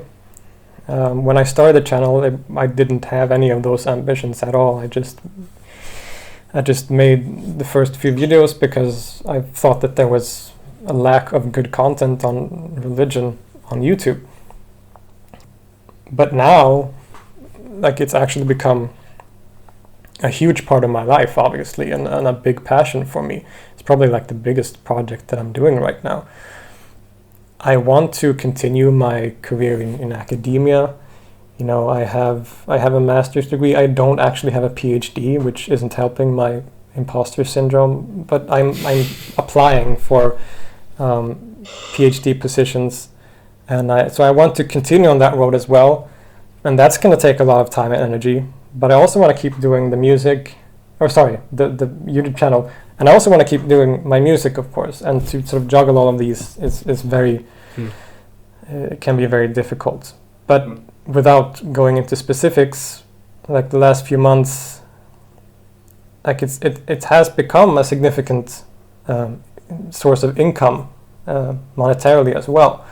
So yeah, it's definitely something I'm considering sort of pursuing on a more professional level, or sort of expanding it, as I said previously. That's fantastic. Well, I certainly hope that it's something that you continue to pursue and continue to create. And as a fellow creator, I know how much work goes into it, and I know how much effort and time and soul goes into it.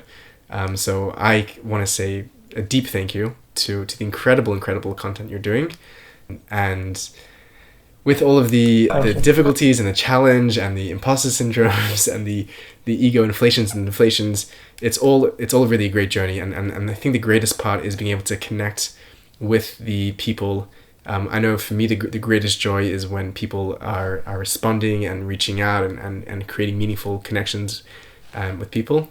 And on that theme, the ability to reach out to you and to sit down and to have this extended conversation has been very, very gracious of you with your time, and I am deeply appreciative, and I feel lucky to have gotten into this space of creating and sharing so that I could meet awesome people like you and have awesome conversations. So thank you, Filip, for coming on for this great conversation, and I hope you have continued success and continued growth and continued happiness with the project. Thank you so much, and I want to say again to you that I think what you're doing with your channel is absolutely amazing as well. It's a shame that not to say that you don't have many subscribers, but it's a shame that you don't have more subscribers than you already have, because I think what you're doing is absolutely fantastic, and I've watched almost all of your videos. I think it's just incredible. So it's been an honor for me to talk to you and to do this discussion. It's been a lot of fun, and I very much appreciate the kind words also, and I hope that your channel and whatever else in life that you are working on or struggling with will work out soon also. Thank you, Filip. Thank you. That's really kind. That's really sweet. I'm I'm slightly intimidated to know that you watch my videos. I thought I could get away with I'm gonna have to be a lot more careful and accurate now going forward. Wow. Thank you, and thank you for coming on, and I hope to stay in touch. I definitely value the friendships and connections and colleagues in this new space. So yeah. Thank you. Yeah. Likewise, I would love to do future projects together as well. Awesome. Yeah, I'd love to. If there's and we should definitely stay in touch. Awesome. Absolutely, yeah. If there's any, we're going to be doing a lot of themes that are going to be crossing over one another, and if there's anything that you'd like to collaborate on or do, like I'd be thrilled to partake in that. Definitely. Awesome. Have a good night. Looking forward to it. Yes, and please send my love to your wife. It was an added perk getting to see her for a second, and I'm gonna let you go. Thank you, brother. Thank you so much. See you soon. See you.